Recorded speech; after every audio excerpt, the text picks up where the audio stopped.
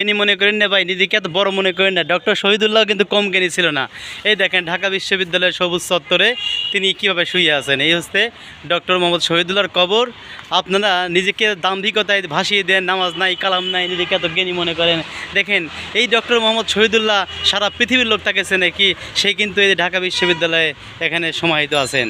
তো ভাই আমাদের সবাইকে এভাবে যেতে হবে। আসুন আমরা সবাই নামাজি হই, মৃত্যুর কথা স্মরণ করি। ধন্যবাদ সবাইকে। এই এখানে দেখেন তার সাইনবোর্ড দেওয়া আছে ভাই। এই যে আমার একটা ভাই বলতেছে এই এটা তুলে দেন। এই দেখেন ভাই কত সুন্দর তার একটা সাইনবোর্ড দেওয়া আছে। সে কি পেয়েছে? সে মূলত এই সাইনবোর্ডটাই পেয়েছে, তাছাড়া কিন্তু সে দুনিয়াতে আর তেমন কিছু পায়নি। ঠিক আছে, এই দেখেন এই তার সাইনবোর্ড আমরা দেখতে পাচ্ছি, আর এই হচ্ছে তার কবর।